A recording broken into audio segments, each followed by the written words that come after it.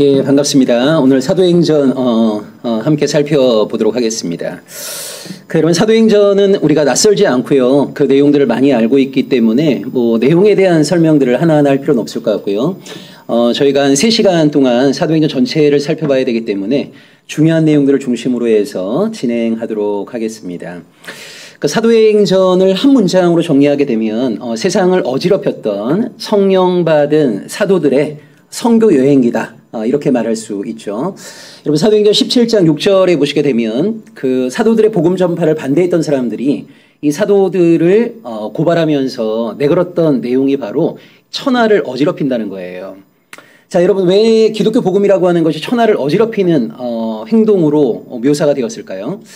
여러분 아시다시피 당시 그리스 로마 시대는요, 이 노예제 사회였습니다. 그 힘 있는 자들이 연약한 자들을 억압하고 지배하고 착취하는 것을 당연하게 생각하던 그런 시대였거든요. 자, 그런데 이 기독교 복음이라고 하는 것은 인간이 인간을 억압하고 지배하고 착취하는 것을 옳지 않다고 규정을 해요. 가부장제도 마찬가지겠죠. 남자는 하늘이고 여자는 땅이다 라고 하는 전통적인 이데올로기에 대해서 기독교 복음은 뭘 얘기합니까? 남자나 여자나 그리스도 안에서 하나이다, 동등하다, 이걸 강조한단 말이에요. 자, 이런 복음의 메시지들이 기존 체제를 지켜내고자 하는 사람들, 기존 체제의 기득권 세력들이 바라볼 때는요, 기존의 질서를 공격하고 기존의 질서를 어지럽히는 활동으로 보이게 되는 겁니다. 자, 이 데살로니가에서 복음을 전할 때 이 천하를 어지럽히는 자들이 여기도 왔다라고 하면서 그 바울과 실라를 고발하는 내용이 나오는데, 사도행전 전체가 이 천하를 어지럽혔던 성령 받은 사도들의 선교 여행기이다.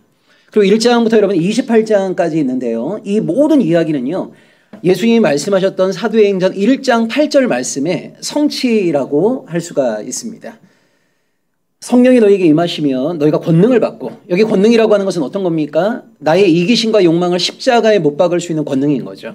나를 낮추어낼 수 있는, 나보다 남을 낮게 여길 수 있는 그런 권능입니다. 그런 권능을 받게 되고 예루살렘과 유대와 사마리아와 땅끝까지 이르러서 내 증인이 될 것이다 라고 하는 예수 그리스도의 말씀이 어떻게 성취되어 가는가, 이걸 우리에게 잘 보여주는 것이 바로 사도행전이죠. 그래서 처음에는 예루살렘, 그 다음 유대, 그 다음 사마리아와 땅끝까지 주의 복음이 확장되고 있는 그 내용들을 우리가 사도행전을 통해서 살펴볼 수가 있습니다. 여러분, 사도행전 안에는 대표적인 2명의 인물이 나오는데요. 1장부터 12장까지는 이 베드로가 중심 인물이고요. 13장부터 28장까지는 바울이 중심 인물입니다. 자, 사도행전을 쓴 저자는 누가이고요. 이 누가가 데오빌로에게 보낸 글입니다. 여러분, 신약이 27권인데 그 27권 가운데 누가가 쓴 성경이 2권이 있는데요. 공교롭게도 2개 모두가 다 수신자가 똑같습니다. 바로 데오빌로인데요. 이 데오빌로는 고유한 개인의 이름일 수도 있고 아니면 공동체를 가리킬 수도 있습니다. 왜냐하면 이 데오빌로라고 하는 말을 여러분 이렇게 풀게 되면 데오스, 신이라는 것과 그 다음에 필리아, 사랑한다. 그러니까 신, 즉 하나님을 사랑하는 자, 그들을 데오빌로라고 명명했을 수 있는 거거든요. 그래서 하나님을 사랑하는 신앙의 공동체에게 보낸 글일 수도 있고 아니면 데오빌로라고 하는 한 개인에게 보낸 글일 수도 있습니다. 자, 이 사도행전은요, 누가복음과 연결되어 있습니다. 그래서 많은 신학자들이 이 누가복음과 사도행전을 하나로 부를 때 누가행전이라고 부르죠. 자, 여러분, 누가복음에는 어떤 내용이 기록되어 있었습니까? 예수 그리스도의 탄생과 그분의 승천까지 예수님이 선포하셨던 말씀과 그분의 사역이 기록되어 있는 것이 바로 누가복음이고요. 사도행전은 그리스도의 승천 이후에 성령이 주의 백성들에게 임하고 성령이 임한 이후에 교회가 이 땅에 탄생이 되고 그 탄생한 교회가 주의 복음을 예루살렘과 유대와 사마리아와 땅끝까지 어떻게 확장시켜 나갔는가, 이걸 말해주고 있는 것이 바로 사도행전입니다. 그러니까 이 누가복음하고 사도행전은 하나로 연결되어 있는 이야기이다, 이렇게 보실 수 있는 거죠. 마치 여러분 구약에 보시게 되면 열왕기상하나 역대상하라고 하는 것이 원래는 한 권이었는데 분량이 너무 길었기 때문에 하로 나눈 것처럼 원래 누가행전이라고 하는 것은 하나의 텍스트인데 분량이 너무 길어갖고 누가복음과 사도행전, 이라고 하는 두 권의 책으로 나뉘어졌다. 이렇게 이해하시면 되겠습니다. 자, 여러분 신약 27권 가운데 사도행전은요 유일한 역사서입니다. 사도행전이 우리에게 중요한 이유가 어디에 있는 거냐면 이 초대교회의 역사, 그러니까 어떻게 교회가 탄생하게 되었는지, 복음이 이방 땅에 어떻게 전파되게 되었는지, 어떻게 유대교와 초대교회가 분리하게 되었는지, 그러니까 이 모든 것들에 대해서 우리에게 너무나 중요한 자료를 제공해주고 있는 역사서가 바로 사도행전인 거죠. 자, 여러분 신약 27권을 우리가 장르로 나누게 되면 자, 4권의 복음서가 있고요.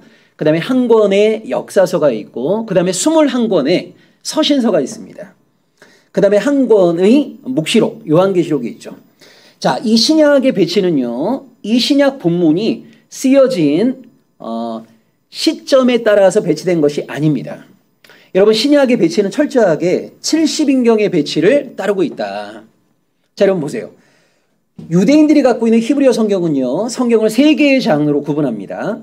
자, 토라, 우리가 흔히 모세오경이라고 하는 토라가 있고요. 그 다음에 예언서가 있고요. 그 다음에 성문서가 있습니다. 자, 여러분 히브리어 성경을 보시게 되면 토라인 창세기가 제일 먼저 나오고, 그 다음에 성문서인 역대기가 제일 마지막에 나옵니다. 자, 그런데 우리가 지금 가지고 있는 것처럼 창세기부터 말라기까지의 배치는 70인경 때부터 이루어진 거거든요. 자, 70인경이라고 하는 건 뭐죠? 히브리어로 기록되어 있는 구약 성경을 헬라어로 번역한 최초의 번역 성경이 바로 70인경입니다. 자, 70인경으로 성경을 번역하면서 시간적 순서에 따라 성경을 재배치했고요. 그것이 오늘 우리가 보고 있는 것처럼 창세기부터 말라기까지의 배치입니다. 자, 이렇게 재배치하고 나서 성경을 4개의 장르로 구분을 해요. 자, 제일 먼저 창세기부터 신명기까지를 토라라고 합니다.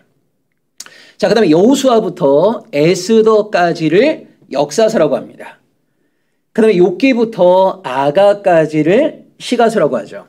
그 다음에 이사야부터 말라기까지를 예언서라고 합니다.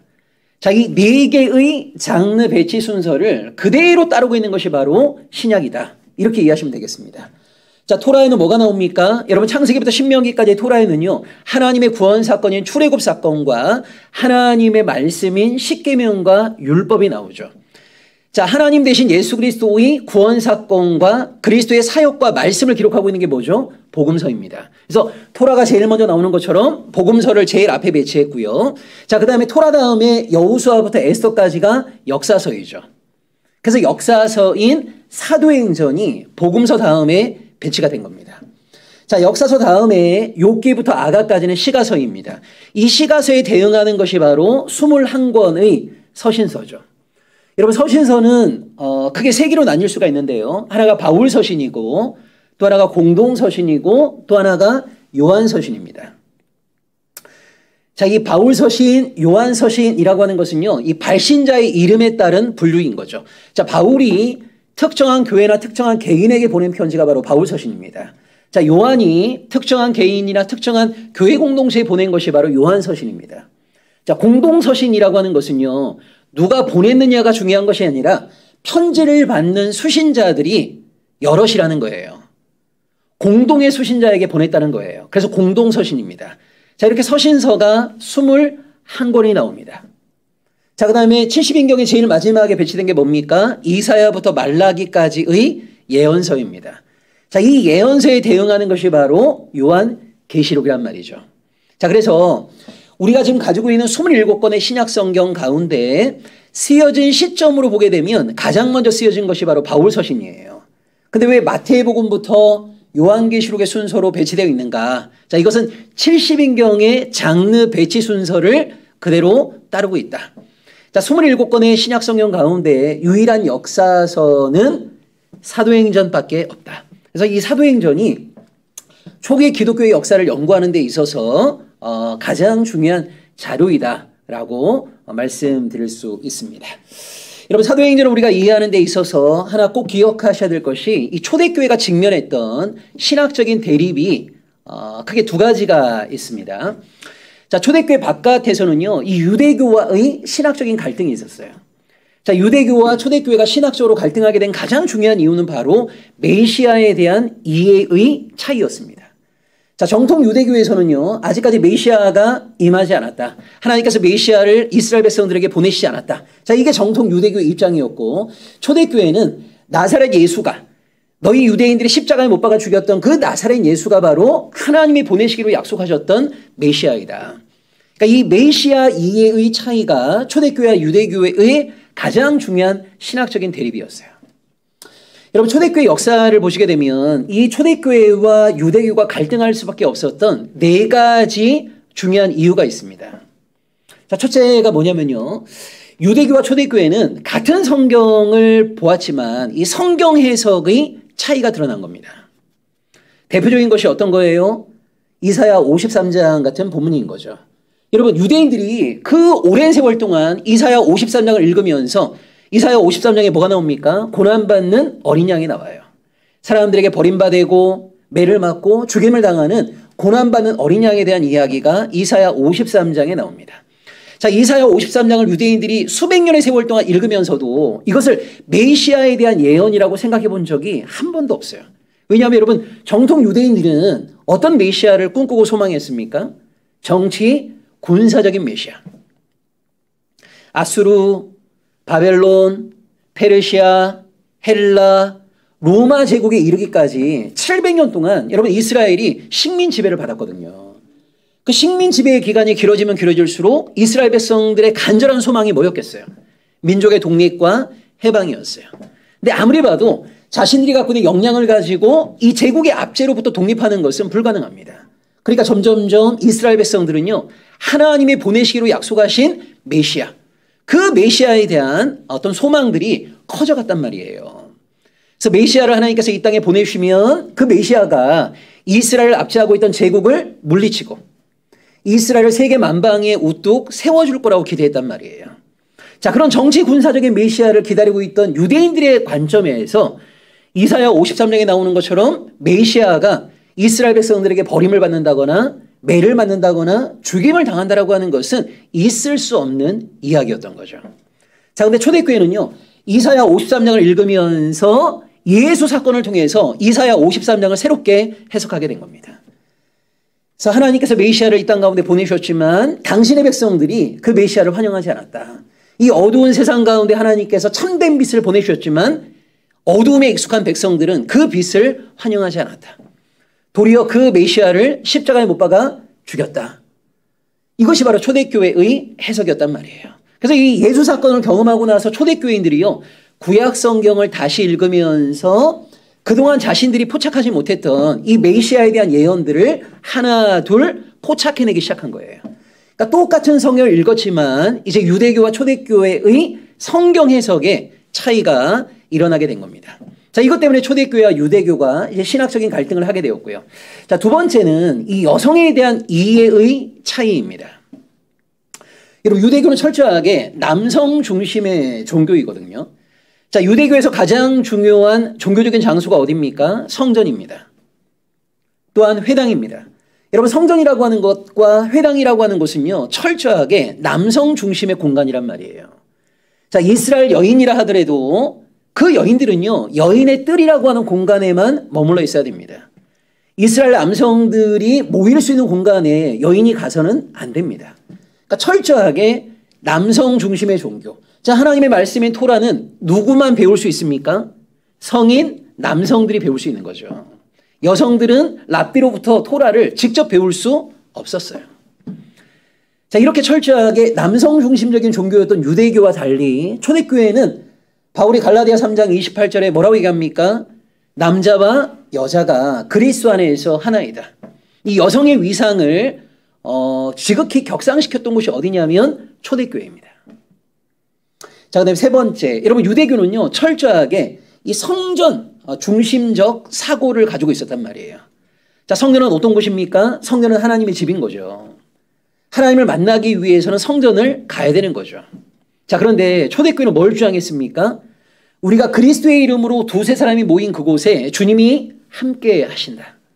그 두세 사람이 모인 곳이 가정이라면 그 가정에서 주님과의 만남이 가능한 것이고, 오늘날로 얘기하자면 주님의 이름으로 두세 사람이 모인 곳이 카페라면 그 카페에 주님께서 그들과 함께 하시는 것이고, 그래서 굉장히 그 성전 중심적인 유대교의 사고에 대해서 문제를 제기한 것이 바로 초대교회입니다. 네 번째, 여러분 유대교는 유일신, 야훼 외에는 신이 없다라고 하는 것을 고백했는데 초대교회는요 점점점 성부 하나님뿐만 아니라 성자 하나님과 성부와 성자가 그의 백성을 위해 보내신 성령 하나님까지 삼위일체 하나님을 고백하게 되었단 말이에요. 자, 이 네 가지 이유 때문에 유대교와 초대교회는 점점점 분리하게 되었습니다. 첫째, 동일한 성경을 받지만 성경 해석의 차이. 두 번째, 여성에 대한 이해의 차이. 세 번째, 유대교가 강조했던 성전 중심적인 사고에 대한 반박. 자, 네 번째, 한 분 하나님과 삼위일체 하나님에 대한 고백. 요 차이로 말미암아 초대교회는 유대교와 오랜 기간 동안 신학적인 갈등을 경험하게 되고요. 그 다음에 교회 내부로 시선을 돌리게 되면 이 초대교회 안에서도 나름대로의 신학적인 갈등이 있었어요. 그 대표적인 갈등이 뭐냐면 예루살렘 교회와 바울의 갈등입니다. 자, 어떤 갈등입니까? 율법 가운데 이 제의법, 그러니까 율법 가운데 이 제의법에 대한 준수를, 여러분 오랜 세월 동안 유대인들은 이 제의법을 열심히 준수했거든요. 그 제의법의 대표적인 것이 뭐죠? 할례법, 음식 정결법, 절기법 이런 겁니다. 자, 이런 제의법에 대한 준수를 유대인들은 철저하게 하면서 유대 교인이었다가 초대 교인이 된 이 예루살렘 교회도요 철저하게 제의법을 준수했단 말이에요. 성전에 모이기를 힘쓰고 음식 정결법을 철저하게 지키고 할례를 철저하게 시행했습니다.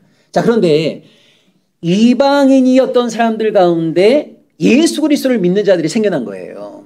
자, 그러면서 이방 땅에 살고 있는 기독교인들에게 이 제의법의 준수를 요청해야 되는가? 아니면 이방인들은 이방인의 문화 아래에서 하나님에 대한 신앙의 문화를 새롭게 꽃피울 수 있는가? 자, 이것 때문에 초대교회 안에서도 갈등이 생겨나게 된 겁니다. 그 갈등을 해결하기 위해서 우리가 알다시피 사도행전 15장에 예루살렘 회의가 열리게 된 거죠. 그래서 이 초대교회는 초대교회 바깥에서는 이 유대교와의 신학적인 갈등이 많았고요. 초대교회 내부에서는 율법 가운데 이 제의법에 대한 준수를 이방 기독교인들에게도 요청해야 되는가, 요청하지 말아야 되는가라고 하는 문제로 말미암아 초대교회 내부적으로도 많은 신학적인 갈등이 있었다. 자, 이걸 좀 이해하시면서 우리가 이제 장별로 사도행전의 주요 내용들을 한번 살펴보도록 하겠습니다. 여러분 1장 1절을 보면요, 이 사도행전은 데오빌로라고 하는 인물에게 보낸 그 편지인데요. 이 데오빌로를 개인으로 볼 수도 있고 공동체로 볼 수도 있다 말씀을 드렸고요. 이 사도행전에서 가장 중요한 것은 바로 1장 8절의 말씀입니다. 오직 성령이 너희에게 임하시면 너희가 권능을 받고 예루살렘과 온 유대와 사마리아와 땅끝까지 이르러 예수 그리스도의 증인이 된다라고 하는 말씀, 이 말씀이 가장 중요합니다. 여러분 성령이 너희에게 임하시면이라고 할 때 여러분 성령은요 성부와 성자의 영이시죠. 성령은 진리의 영입니다. 자, 우리가 성경을 보시게 되면 성령은요 성부 하나님과 성자 하나님께서 그의 백성된 우리들을 위해서 보내어 주신 선물입니다. 자, 하나님의 백성들을 돕기 위하여 성령을 보내주신 거거든요. 자, 그러면 성령은 우리에게 임하셔서 하나님의 백성된 우리들을 어떻게 도우시는가? 자, 성령의 도우심은 크게 두 가지 모습으로 드러나게 됩니다. 하나가 요한복음 14장 26절에 보게 되면요, 성령은 우리로 하여금 하나님의 말씀을 깨닫도록 도우시고 하나님의 말씀을 기억나도록 도우세요.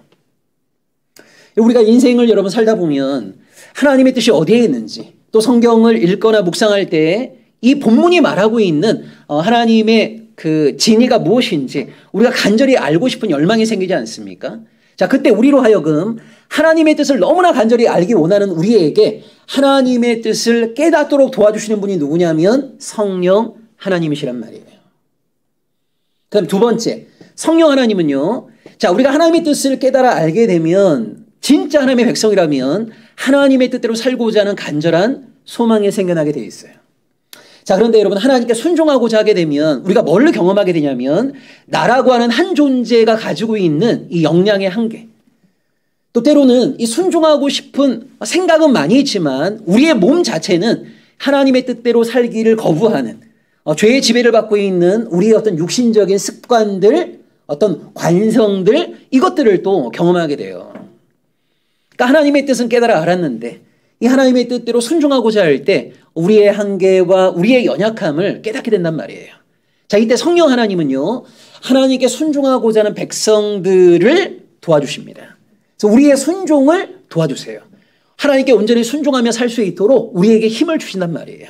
자, 이것이 바로 성령 하나님께서 하나님의 백성된 자들을 도우시는 크게 두 가지의 모습입니다. 첫째는요, 하나님의 뜻을 깨달아 알 수 있도록, 하나님의 뜻을 기억나도록 우리를 도우시는 분이 바로 성령 하나님이시고, 이것이 바로 요한복음 14장 26절의 말씀이고요. 자, 하나님의 뜻을 깨달아 알게 되었으면 이 하나님의 뜻에 온전히 존재를 다해 순종하고자 하는 마음이 있는데, 우리의 순종을 도와주시는 분이 바로 누구냐? 성령 하나님이시란 말이죠. 자, 에스겔 36장 26, 27절, 로마서 8장 4절이 바로 이것을 강조하고 있습니다. 자, 그래서 여러분 보세요. 우리가 흔히 이 성령 충만, 요즘은 좀 덜하지만 뭐 한 20, 30년 전만 해도 한국 교회에서요, 이 성령이 어떤 그 충만한 사경회 이런 것들 참 많이 했어요. 여러분 심지어 옛날에 이 기도원 같은 데 가보면 성령 받아라 뭐 이런 찬양들 진짜 많이 불렀잖아요. 자, 근데 뭐가 진짜 성령 충만한 거죠? 뭐가 성령이 강력하게 임재한 이 현장이라고 말할 수 있는 거죠? 여러분 정말 미친 듯이 몇 시간 동안 방방 뛰면서 소리를 고래고래 지르는 것이 진짜 성령 충만한 겁니까? 그렇지 않습니다. 그거는 감정 충만한 거죠. 여러분 진정한 성령 충만이라고 하는 것은요, 자, 성령은 하나님의 백성된 우리를 어떻게 도우십니까? 말씀을 깨닫도록 도우시고 깨달은 말씀 따라 순종하며 살 수 있도록 우리의 순종을 도우시는 분이 바로 성령이다. 따라서 어떤 사람들이 진짜 성령의 도우심을 경험할 가능성이 높겠습니까?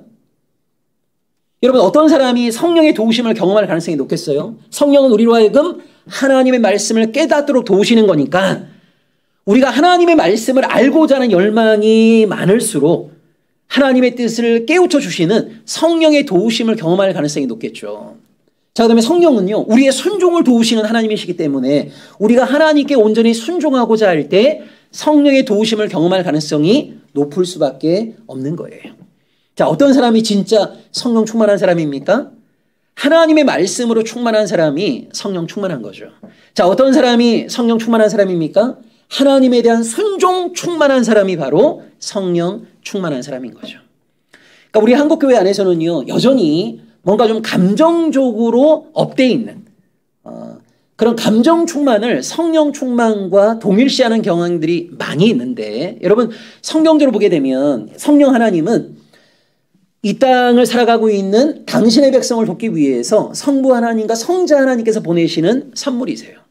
성령은 우리의 무엇을 도와주시는가? 하나님의 말씀을 깨닫도록 도와주시고 깨달은 말씀 따라 순종하며 살 수 있도록 우리를 도와주시는 분이 바로 성령 하나님이시다. 진정 성령 충만한 사람은요, 말씀 충만할 수밖에 없고 하나님에 대한 순종 충만할 수밖에 없다. 자, 1장 15절을 보시게 되면 여러분 마가의 다락방에 이 120명의 초대교인들이 모여 있었다. 자, 여기 120이라고 하는 것은 상징수입니다.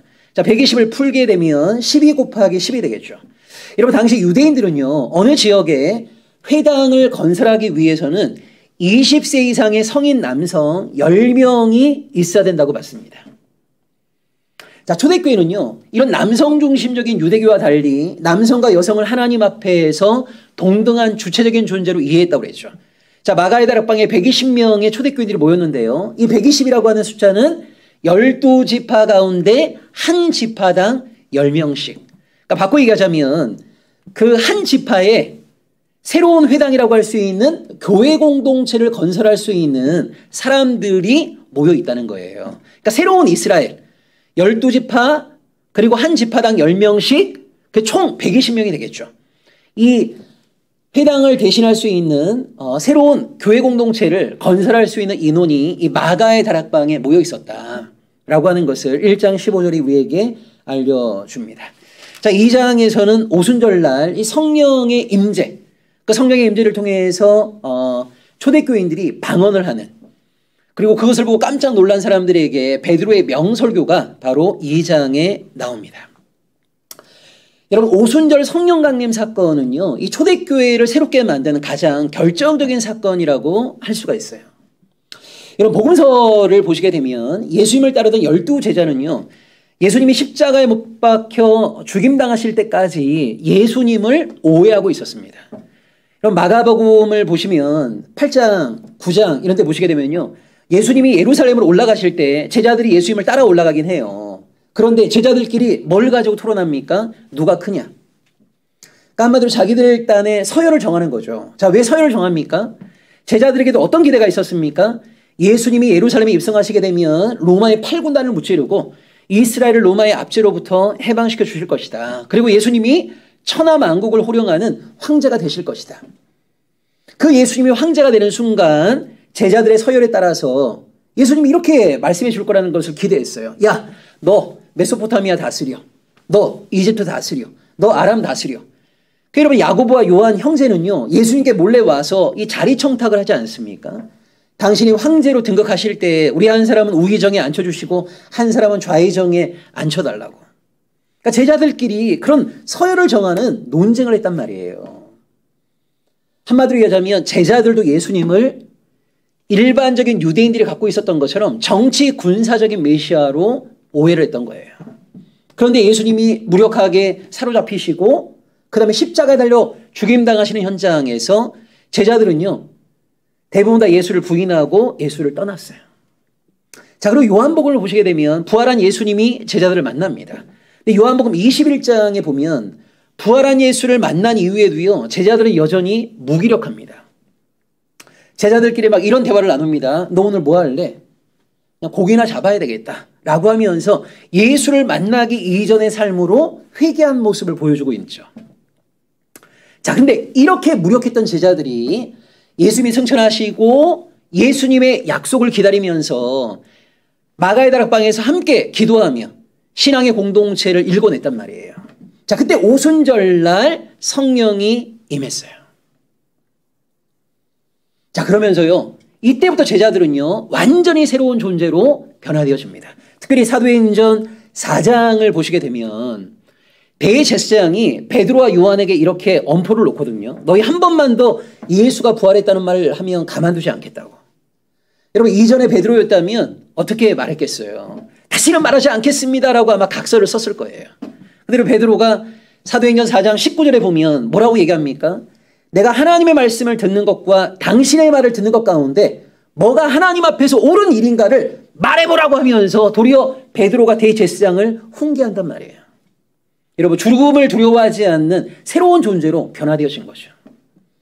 여러분, 세상에서 가장 감당이 안 되는 사람이 어떤 사람입니까? 여러분, 사람들을 가장 두렵게 만드는 위협적인 말이 뭐죠? 너 그렇게 하면 죽여버린다. 말 듣지 않으면 죽여버린다. 여러분, 이 말이 가장 두려운 말 아닙니까?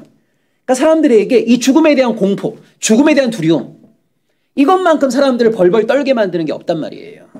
여러분, 베드로는 우리와 똑같은 소시민이었어요.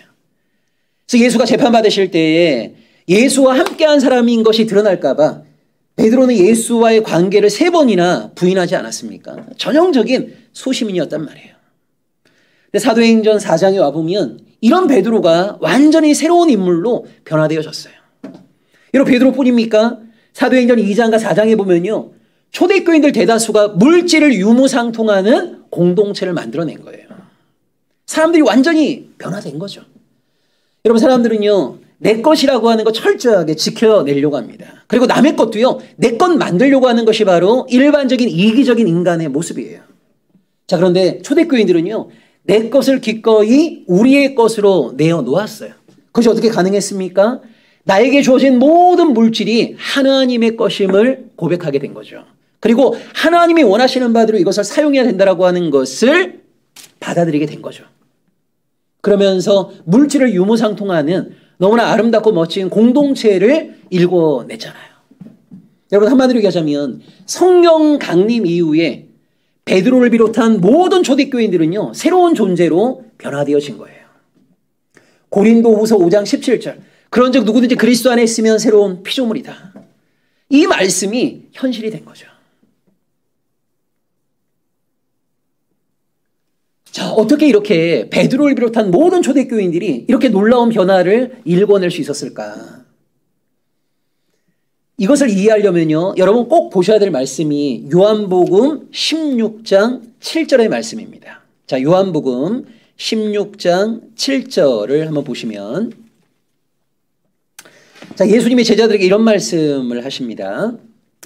그러나 내가 너희에게 실상을 말하노니 내가 떠나가는 것이 너희에게 유익이다. 내가 떠나가지 아니하면 보혜사가 너희에게로 오시지 아니할 것이요.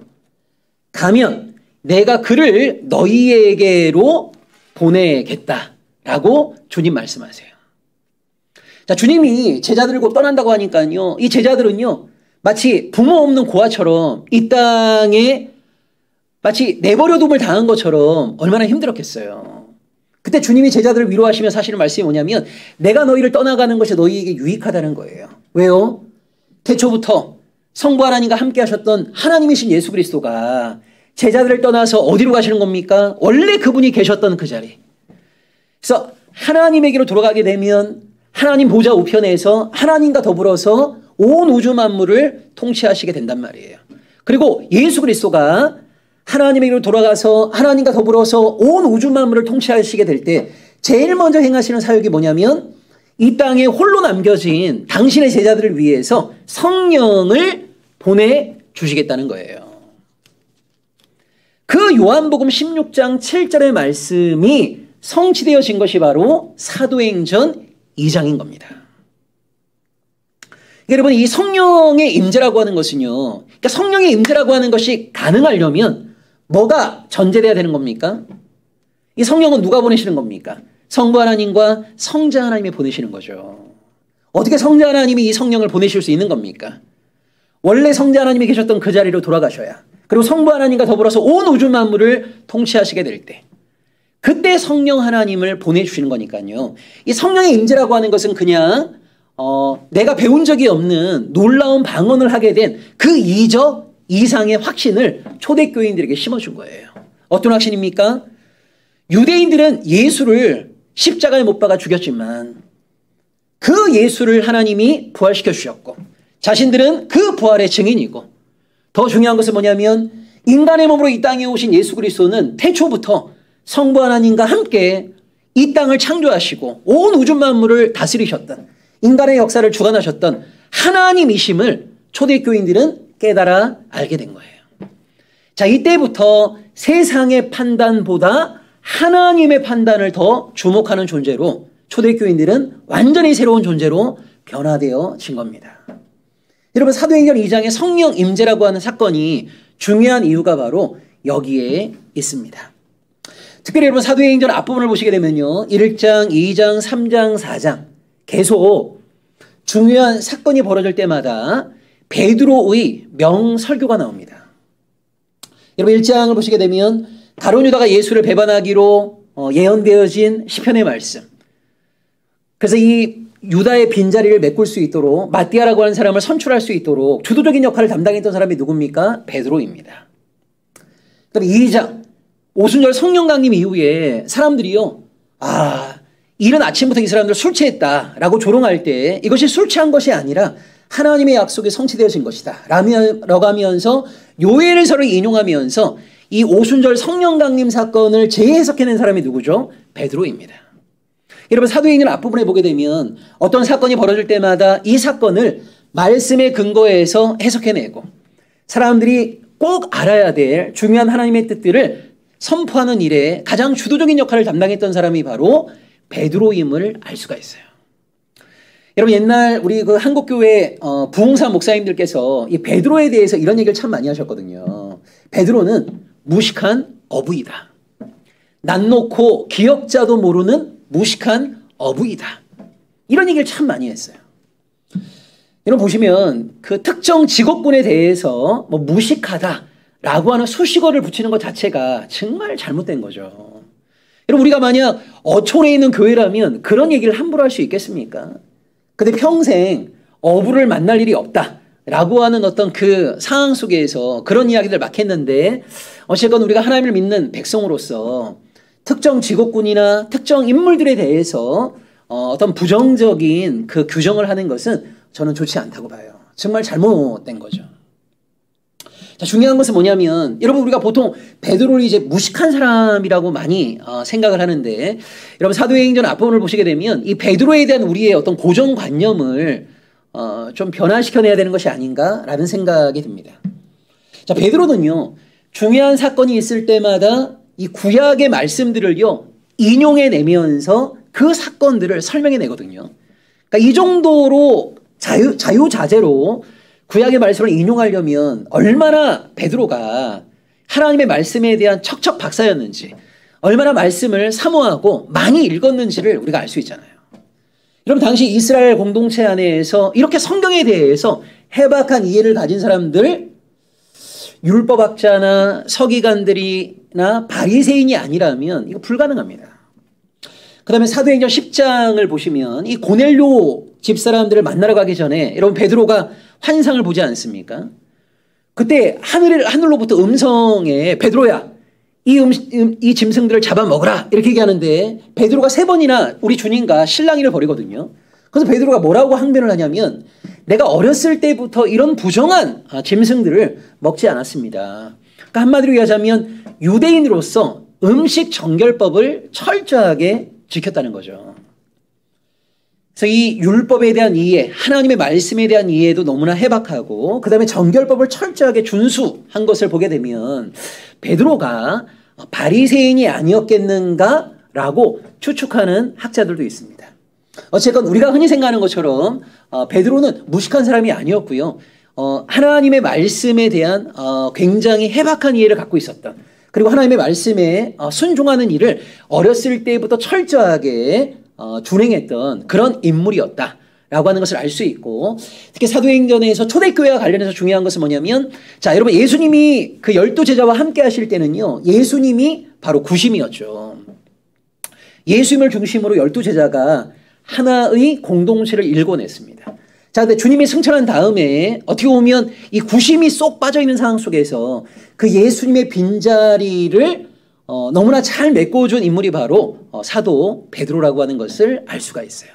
그래서 중요한 사건이 있을 때마다 그 사건을 하나님의 말씀을 가지고 설명해내고 해석해내고 그래서 이 초대교회를 믿음 안에서 든든하게 세워나가는 일에 이 베드로가 굉장히 주도적인 역할을 감당했다라고 하는 것을 우리가 사도행전 앞부분을 통해서 볼 수가 있습니다. 여러분 2장 그 사건에서 이 초대교인들이 방언을 하잖아요.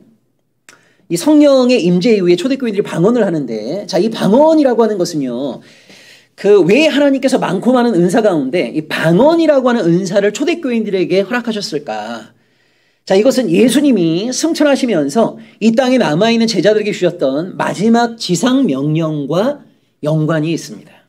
자, 여러분 마태복음 28장 18절 이하를 보겠습니다. 마태복음 28장 18절 이하를 보시면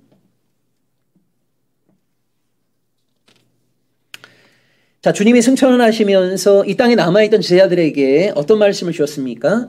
자, 예수께서 나와 말씀하여 이르시되 하늘과 땅의 모든 권세를 내게 주셨으니 그러므로 너희는 가서 모든 민족을 제자로 삼아 아버지와 아들과 성령의 이름으로 세례를 베풀고 내가 너희에게 분부한 모든 것을 가르쳐 지키게 하라. 자, 이 말씀이 나와요. 자, 여기서 이제 주목해야 될 것이 뭐냐면 19절에 나와 있는 것처럼 모든 민족을 제자 삼으라는 거예요. 자, 여러분 보세요. 예수님의 12제자 가운데 이 가룟 유다만 남유다 사람이고요. 나머지 11명의 제자가 바로 갈릴리 사람입니다. 자, 이 갈릴리 사람이었던 제자들에게 예수님이 승천하시며 주셨던 마지막 사명이 뭐냐면 모든 민족을 제자 삼으라는 거예요. 그러니까 주님께서 가르쳐 주셨던 하나님의 말씀을 그들에게 온전히 가르쳐서 그들로 하여금 말씀을 지키게 하라는 거죠.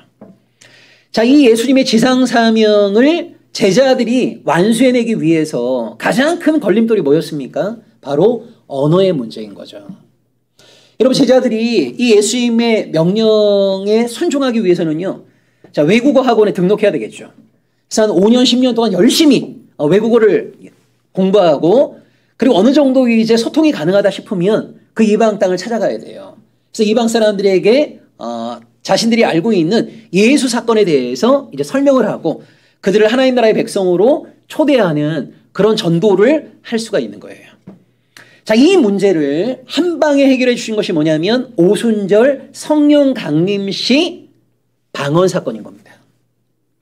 그러니까 왜 많고 많은 은사 가운데 오순절 성령 강림 때 이 초대교인들에게 이 방언의 은사가 허락되어졌는가? 자, 이것은 예수 그리스도의 지상 명령을 수행할 수 있는 가장 강력한 무기를 장착시켜 준 것과 똑같다. 이렇게 이해하시면 될 것 같고요.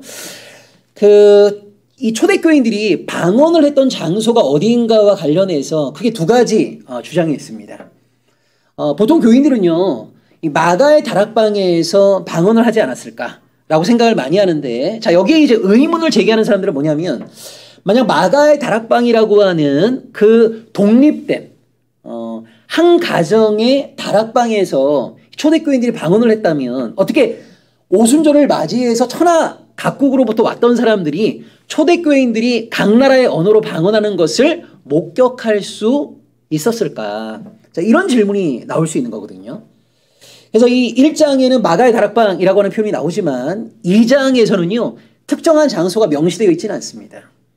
근데 아까도 얘기했던 것처럼 이 마가의 다락방이라고 하는 어떤 제한된, 독립된 공간에서 초대교인들이 각 나라의 언어를 말하기 시작했다면 그것을 목격할 수 있는 사람들, 그리고 이 장에 나와 있는 것처럼 각국에서 온 사람들과 초대교인들이 이렇게 자연스럽게 대화를 나누고 그리고 베드로가 그들에게 설교를 하는 이런 장면들이 과연 가능했겠는가?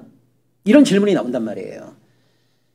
그래서 이 제기되고 있는 주장이 어떤 거냐면 이 성전에 뭐 예를 들면 솔로몬 행각처럼 성전 안에 있는 어떤 장소에서 초대교인들이 모여 있다가 그들이 방언을 하게 된 것이 아닐까? 그래서 천하 각국으로부터 온 사람들이 이 초대교인들이 방언하는 모습을 보고 그 이적과 기사에 깜짝 놀래갖고 그 베드로의 설교를 귀 기울여 들었던 것이 아닐까?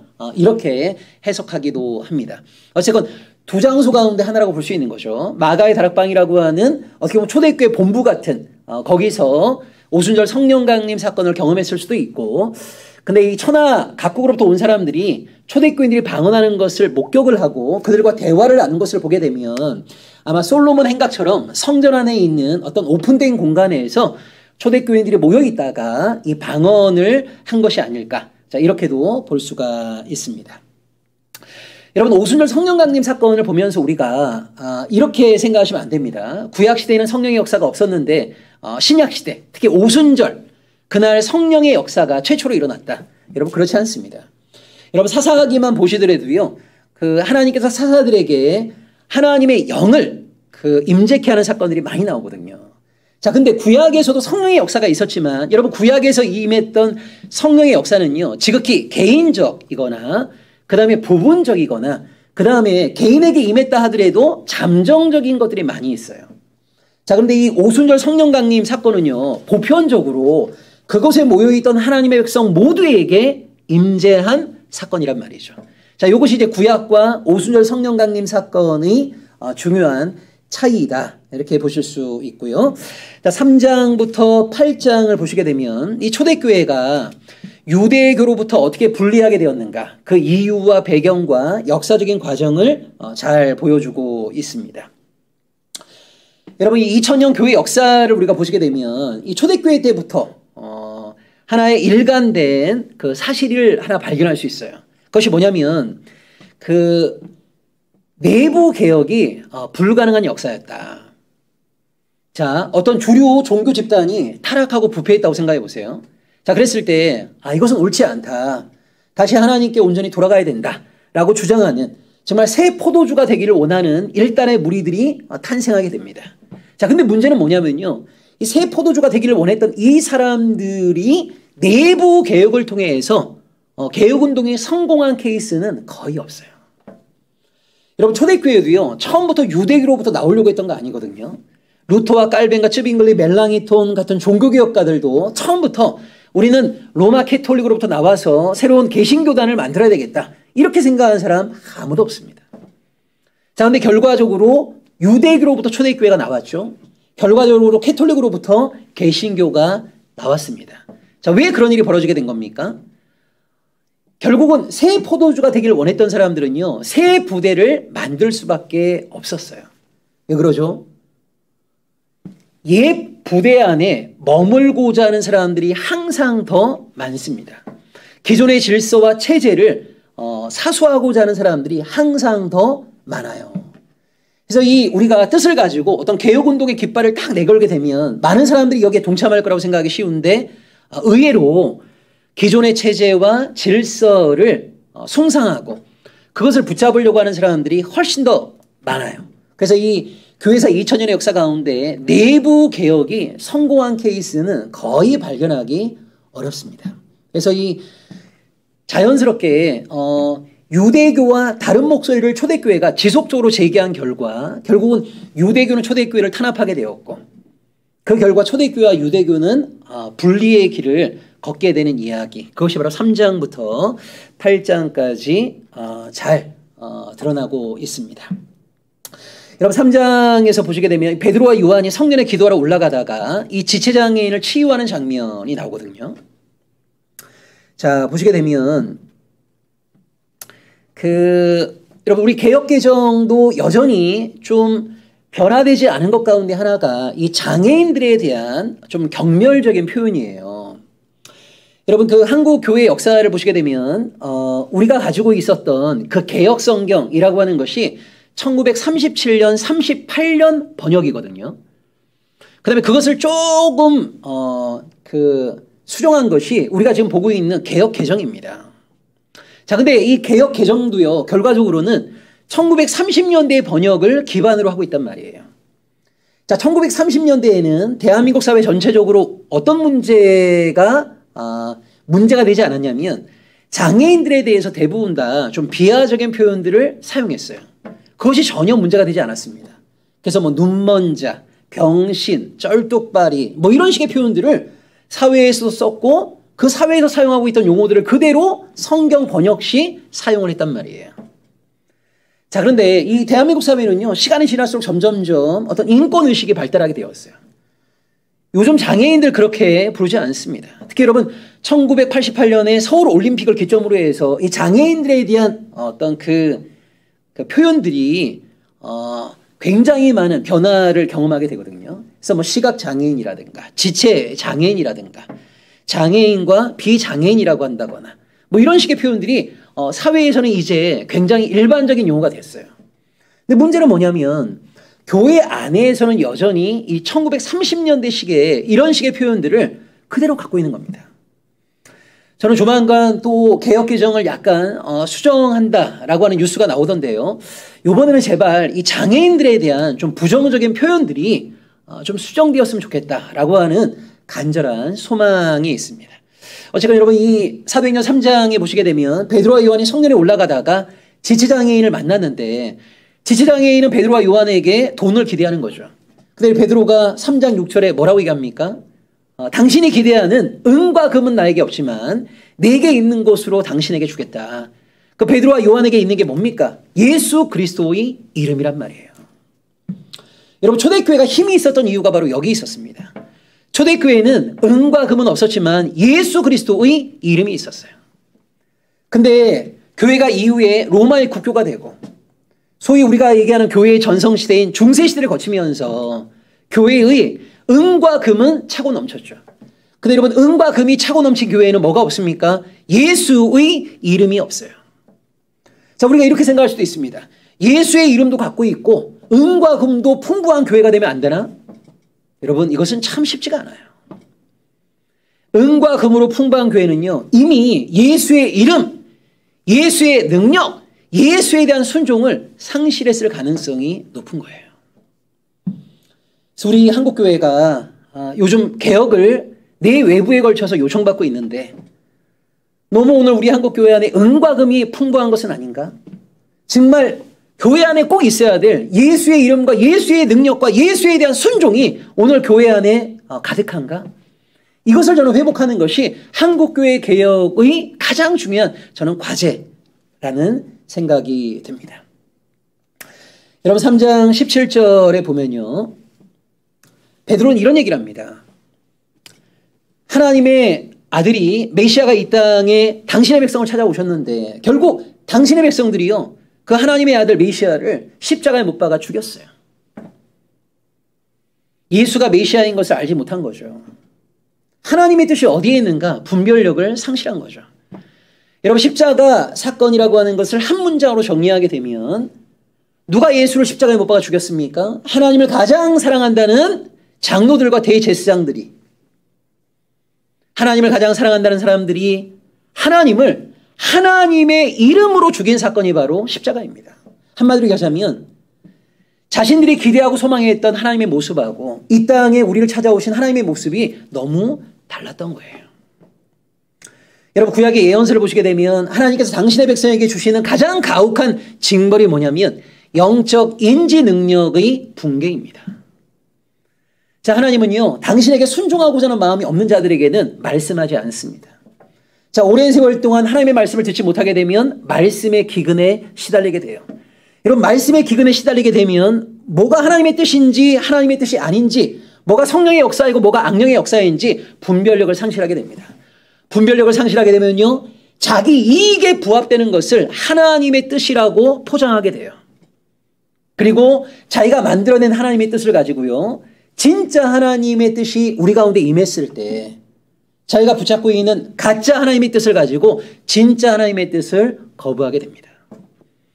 그 결과 일어난 가장 참혹한 사건이 바로 십자가 사건이라는 거죠.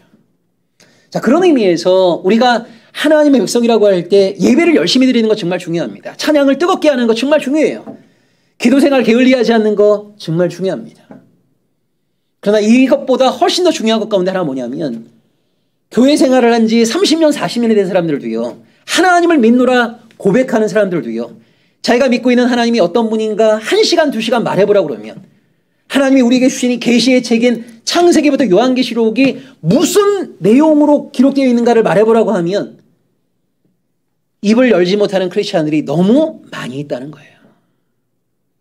여러분 정말 우리가 하나님을 믿는다고 한다면 내가 믿고 있는 하나님이 어떤 분인가를 제대로 알아야 되지 않겠습니까?